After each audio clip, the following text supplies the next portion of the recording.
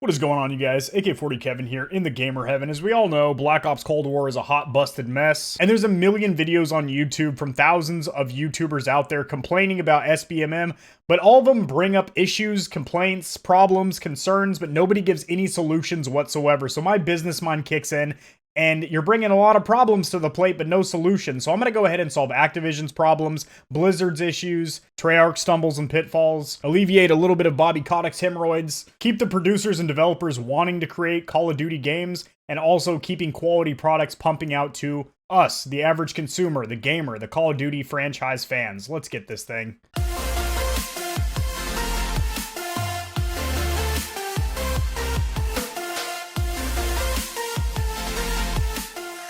Alrighty guys, so sharing my screen here for a minute, we need to be able to differentiate the difference between the producer and designer and the publisher, because people get this confused all the time, and I get it, it is kind of confusing. So think of it like a book. You have your author or your co-authors and then your editor. That is your producer and your designer, the people that actually design the game, make the software, what you see and play on screen. And then you have the publisher. That is somebody like Activision or Activision Blizzard who releases the product. They just take the product that they had nothing to do with creation and they do all the marketing for it. They put it on their launcher, they put it on their store, they get it out to the public. They're kind of the middleman, the liaison between the publisher, who's the actual talent who's created the product, and then takes their software, their game, and puts it out to the public. So when there's an issue like SBMM, for example, that has absolutely nothing to do with Treyarch or Infinity Ward or Sledgehammer Games or Raven Software or anything like that. The developers have blatantly gone on Twitter and shown their disgust, literally saying, Activision, you have made my game unplayable. People are giving me threats, and I'm dissatisfied because I worked my titties to the bone for a year on this project, and I don't even want to play my game because the SBMM is broken. That's Activision. That's Bobby Kotick, the CEO of Activision over there, and it's not SBMM or skill-based matchmaking. It's actually ERMM, or engagement retention matchmaking. I'll have a separate video linked in the description below that I made in the past about what the difference is, and that it's actually ERMM. It's all to get people to buy the battle pass, to stay playing the game, buying future Activision and Activision Blizzard products. Has nothing to do with, trying to rank you with people that are in a similar skill set than you at all. That's why people are reverse boosting to get into different lobbies. So the very first thing we need to do immediately, ASAP, you guys can implement this right now, today. You guys can send me a check to my PO box separately, guys. Activision, Treyarch, Infinity Ward.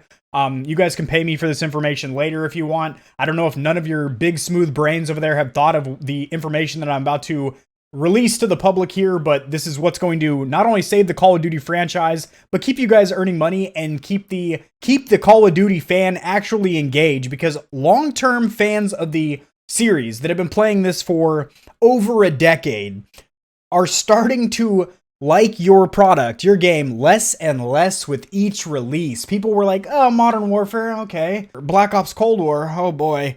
And then next year they're just gonna be like, oh boy. It's getting worse and worse, and it has been for a while.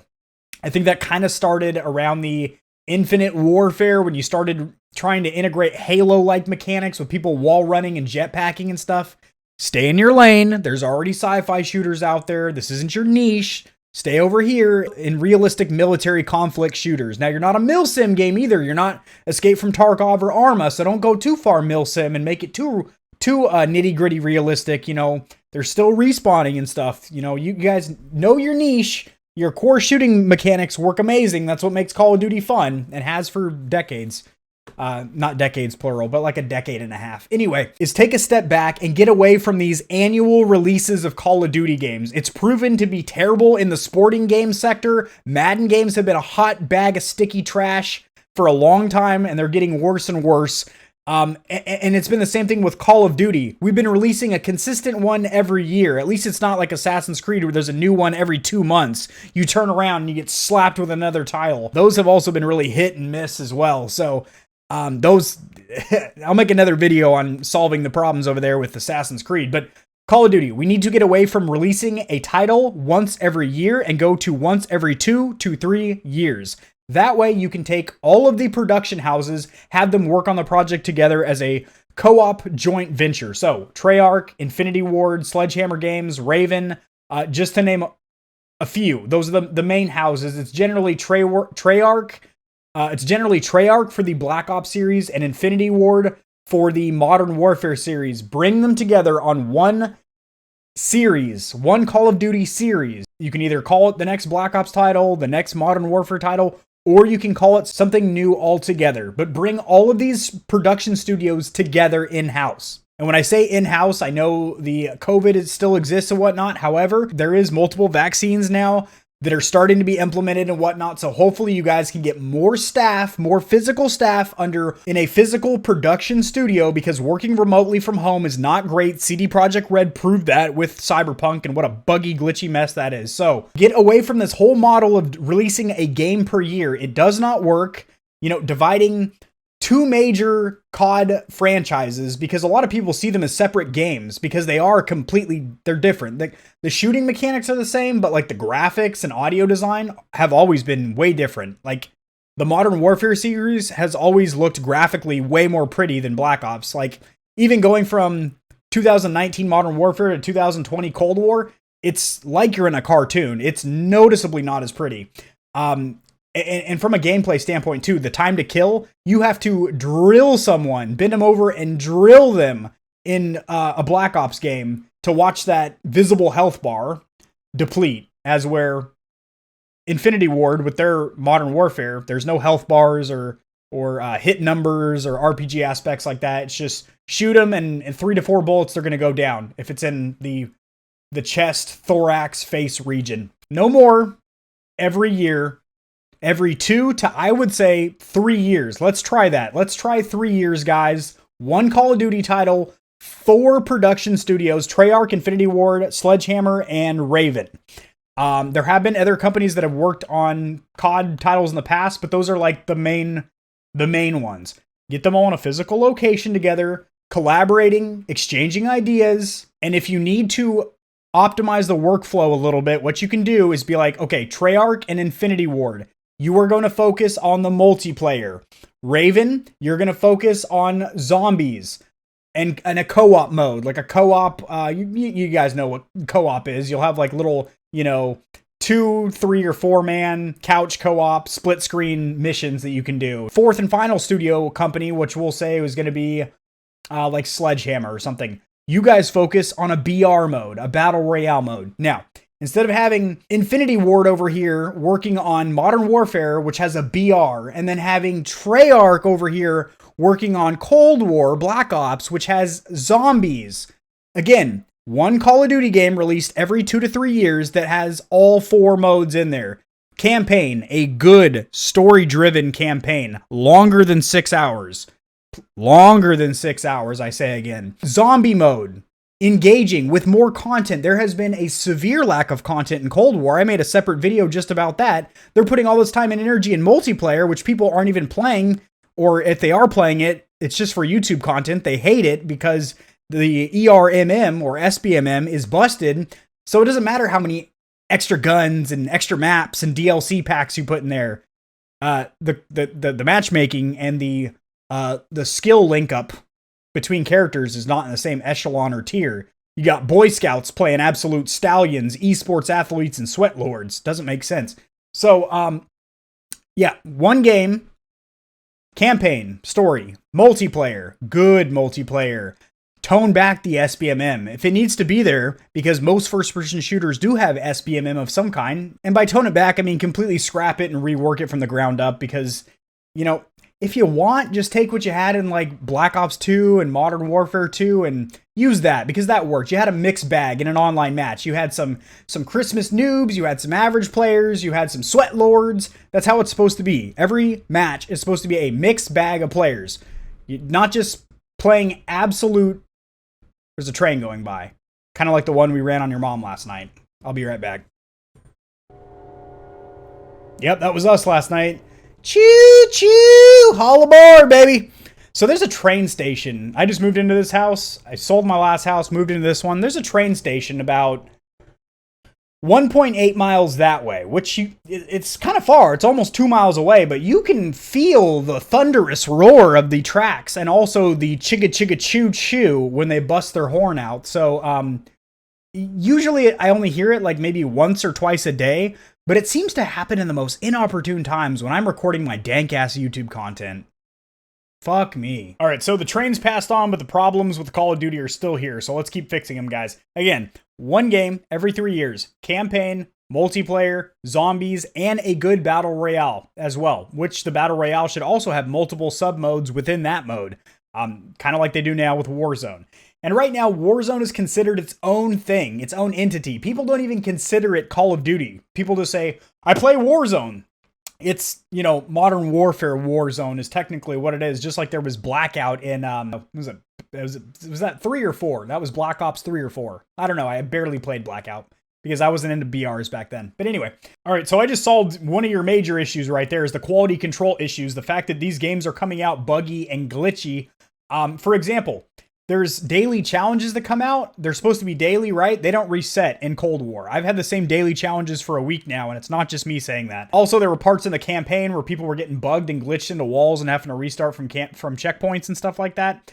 This is a AAA title that's not acceptable. You're not an indie game company working out of somebody's basement with a 3-man production team. You are a massive AAA game developer with serious resources and funding behind you. So try and integrate your BR game a little bit better to where people label it as a Call of Duty BR, because right now people are considering Warzone its own entity. I don't know why. It's clearly not. It's Modern Warfare. It's like the Modern Warfare multiplayer, but in BR fashion, but people still consider, you know, it's probably because you make it free to play, which I'm not saying don't do that because that does help to get people engaged. But I will say if you are releasing one Call of Duty title every 2 to 3 years, make the BR part of that paid package. People will play the BR that have already purchased the game for its good, long, story-driven campaign. It's solid zombie mode that has content actually added to it. More than one launch map. More than, you know, one thing to do, turn on the power and pack a punch your gun. Okay, this is what you're going to be doing the next 2 months. Multiplayer that doesn't have busted SBMM, that has a traditional mixed bag of players in it. Or if you want to have that aggressive SBMM, or we know what it is, ERMM, if you want to have that, have a ranked playlist or ranked tab that you can turn on and off, like Apex has and many other games, where you have a separate ranked when you're trying to climb your way up the leaderboards, you're trying to be an esports stallion, you turn that on. When you want a casual mixed bag of everyone, like traditional Call of Duty, you leave it off. You can turn it off and on by pressing triangle or pressing the scroll wheel on your mouse, and you're in a ranked or unranked lobby. Problem solved there. Keep the Modern Warfare time to kill and graphics and all that other stuff. Personally, I think it's a lot more polished. This comes down to personal preference, but I don't think I've ever personally, you know, heard from a gamer that they're like, my God, Treyarch made a prettier game than Infinity Ward or anything. That never really happened. So adopt the binaural Steam audio that's out of Escape from Tarkov. Implement a little bit better audio design. This will do wonders for multiplayer when you're able to actually get a better stereo spread, pinpoint where enemies are, not just side to side, but also above and below, because there's a lot of verticality to these maps. And then same thing, like I mentioned, Escape from Tarkov, probably the best audio design I've ever experienced in a game. You should be able to hear when people are stepping on different surfaces. Ooh, footsteps on glass. I know where there's broken glass. That motherfucker's over there. Footsteps on metal. Somebody's coming down this walkway. Boom. You know what I mean? And they try and integrate that a little bit, but it just literally sounds like somebody's fisting a jar of mayonnaise outside. You can't ever really tell who's stepping on what, how many pairs of footsteps they are. As we're in Tarkov, it's like, okay, there's a 3-man squad over there. One of them's wearing Crocs. One of them has sandals on. One of them has 50 pounds of gear I can hear because his footsteps are delayed between steps. Like, it's fucking crazy. Now, we've already done away with loot boxes, which is great because randomized loot boxes are an absolute scam and they're just shady shit. Don't do it. Now, there should still be a paid store where people can pay for DLC content, premium DLC content, good weapon and character skins. Obviously, none of this is going to have any actual gameplay effect. This isn't pay to win or anything like that. This is all just cosmetic stuff.